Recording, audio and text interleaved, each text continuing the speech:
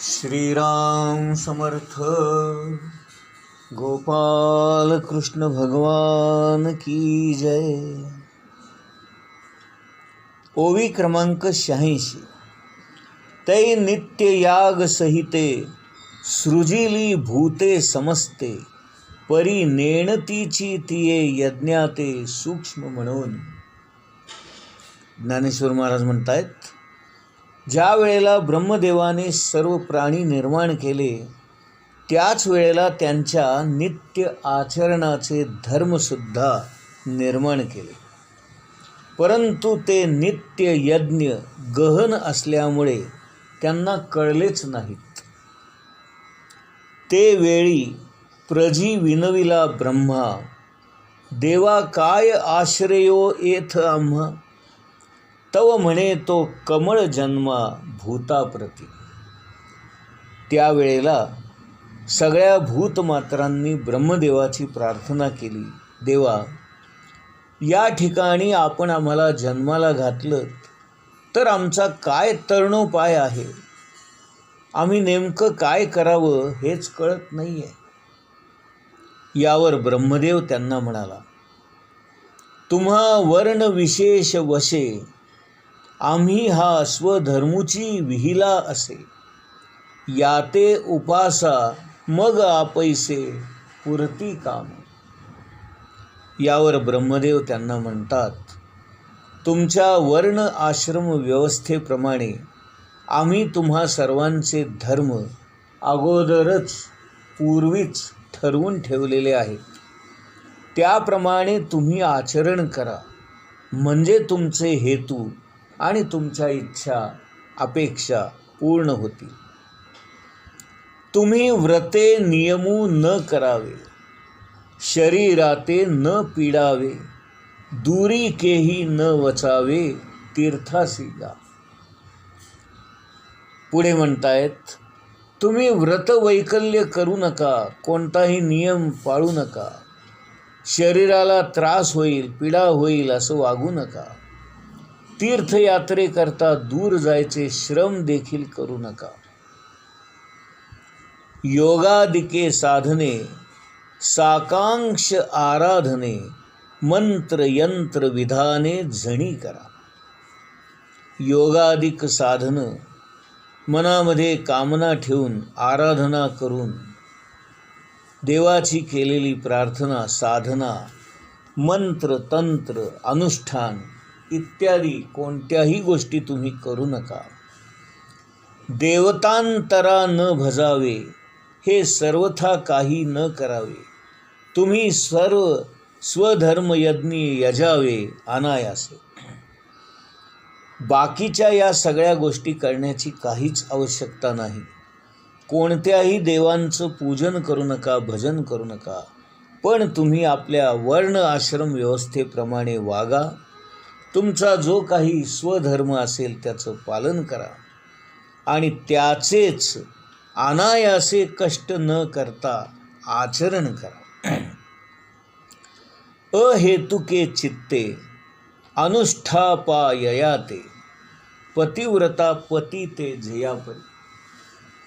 त्यांनी फार सुंदर दृष्टांत दिलेला आहे. ते म्हणतात, पतिव्रतेला पती मला काय फळ देईल याची जाणीवच नसते, तरी देखील त्याची पत्नी म्हणून माझं जे काही कर्तव्य आहे, कर्म आहे, तेच करणं योग्य आहे, ते मी करणार. यामुळे पुढे तेज निर्माण होते.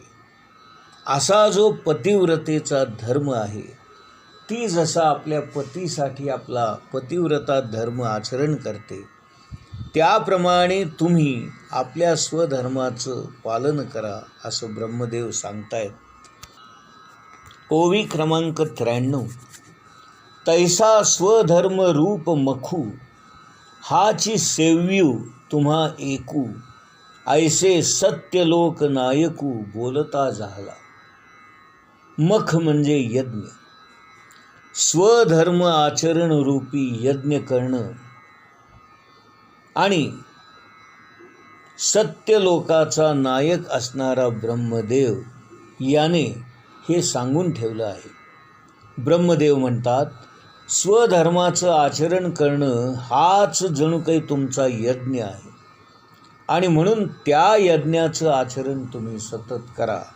म्हणजेच तुमच्या वाट्याला आलेलं कर्म तुम्ही अत्यंत प्रेमाने, आनंदाने, मनापासून करा.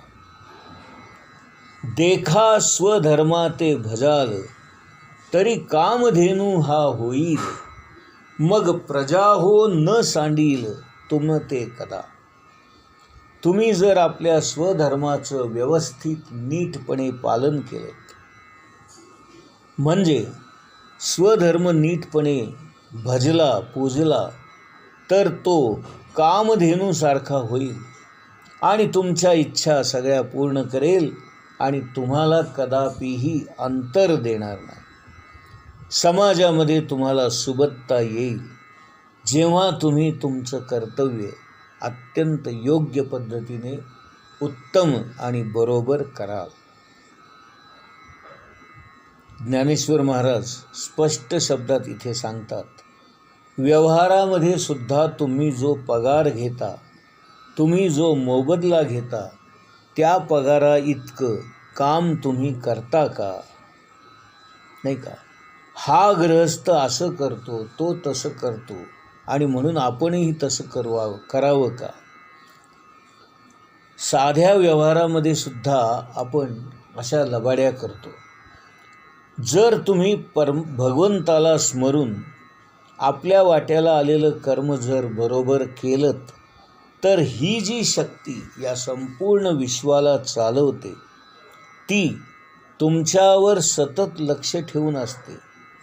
तिचं चौफेर लक्ष असतं आणि म्हणून अत्यंत उत्तम आचरण करणारा, अत्यंत उत्तम कर्म करणारा आणि प्रामाणिकपणे योग्य पद्धतीने कर्म करणाऱ्या माणसाला कधीही काहीच कमी पडत नाही. सत्पुरुषच अशा पद्धतीने वागत असल्यामुळे या जगामध्ये सत्पुरुषांना कधीच काही कमी पडत नाही. महाराजही म्हणतात की भगवंत हा सतत आपल्यावर लक्ष ठेवून असतो आणि याला कधी मदत करू असं त्याला झालेलं असतं, परंतु हा मात्र चुकीचं काहीतरी वागत असतो आणि भलतंच काहीतरी करत असतो आणि याला भगवंताकडे काहीतरी मागावं अशी इच्छाच होत नाही. या संपूर्ण विश्वाला चालवणारं एक विश्वमन असतं. त्या विश्वमनामध्ये अशी काही शक्ती असते की योग्य व्यक्तीच्या मनामध्ये ती प्रेरणा निर्माण करते योग्य वेळेला आणि म्हणून सत्पुरुषांना अनेक माणसांकडून मदत मिळत जाते आणि त्यांना कोणतीच अडचण कधी भासत नाही, कोणत्याच गोष्टी त्यांना कमी पडत नाहीत. कारण एकदा का त्या भगवंतावर आपला भार सोपवला की सारी जबाबदारी त्याच्यावर येते. महाराज नेहमीच म्हणतात, तुम्ही काळजी सोडा म्हणजेच मला काळजी लागेल. याचा अर्थ हा आहे की आपण विश्वमनाबरोबर राहावं. विश्वमन हे बरोबर काम करतं. त्या विश्वमनाला राज्य मिळवून देण्याची शक्ती आहे. त्याला इतकं करता येणार नाही का? स्वधर्माला इतकं महत्त्व आहे. म्हणून अर्जुना, तू आपला स्वधर्म कधी सांडू नको असं भगवंत म्हणतात. आता आपण गीतेमधला 11वा श्लोक इथे पाहूया. देवान् भावयतानेन ते देवा भावयन्तु वः परस्परं भावयन्तः श्रेयः परम् अवाप्स्यथ.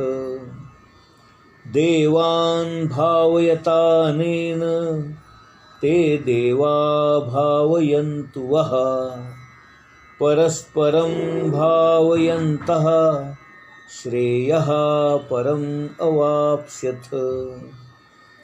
देवान् भावयतानेन ते देवा भावयन्तु वः परस्परं भावयन्तः श्रेयः परम अवाप्स्यथ.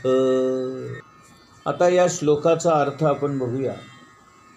यज्ञाने संतुष्ट झालेल्या देवदेवता तुम्हालाही संतुष्ट करतील आणि या प्रकारे मनुष्य आणि देवदेवता यांच्यामधील परस्पर सहयोगाने सर्वांसाठीच सर्वत्र समृद्धीचंच साम्राज्य पसरेल.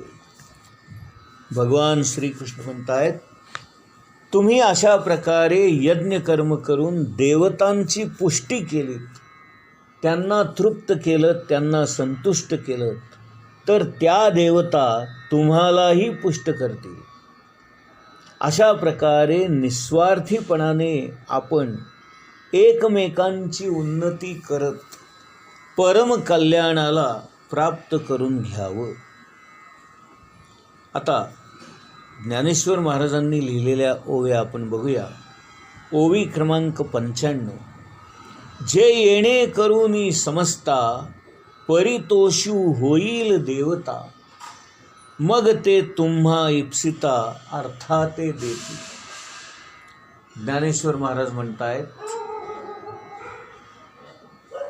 तुम्ही या देवतांना म्हणजे त्या शक्तींना प्रसन्न करून घ्या, म्हणजे मग त्या प्रसन्न होतील आणि तुमचं जे काही इप्सित आहे, मनोकामना आहे, इच्छा आहे, त्या सगळ्या त्या देवता पूर्ण करतील. एक उडियान बाबा म्हणून मोठे संत होऊन गेले. त्यांना अन्नपूर्णा प्रसन्न झालेली होती आणि म्हणून ते जिथे असत तिथे खाणे पिणे अत्यंत मोबलक असे. महाराजांना देखील अन्नपूर्णा सिद्धी प्राप्त होते.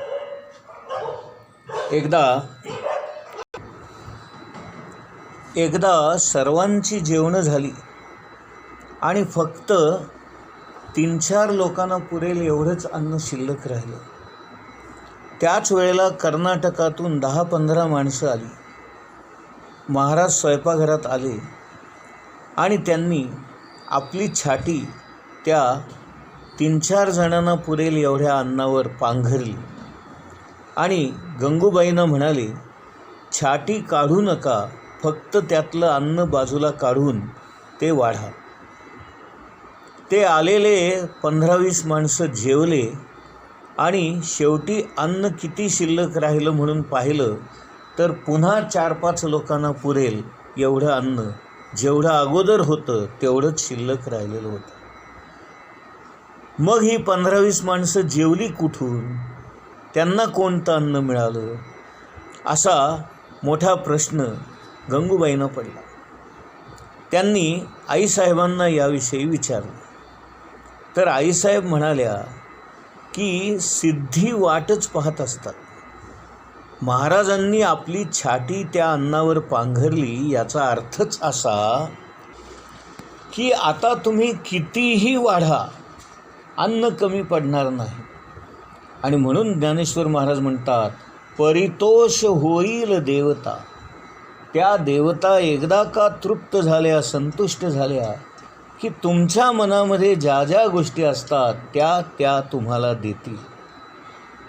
ओवी क्रमांक 96. या स्वधर्म पूजा पूजिता देवता गणा देवगणा समजता, योगक्षेमू निश्चिता खरीती तुमचा. ज्ञानेश्वर महाराज म्हणतात, असा जर स्वधर्म तुम्ही अत्यंत योग्य पद्धतीने बरोबर पाळला तर त्याच देवता तुमचा सगळा योगक्षेम चालवतील. गीता सांगते त्याच्यामध्ये एक खुबी आहे. योगक्षेमं वहाम्यहम हे भगवंतांनी सांगितलेलं वचन.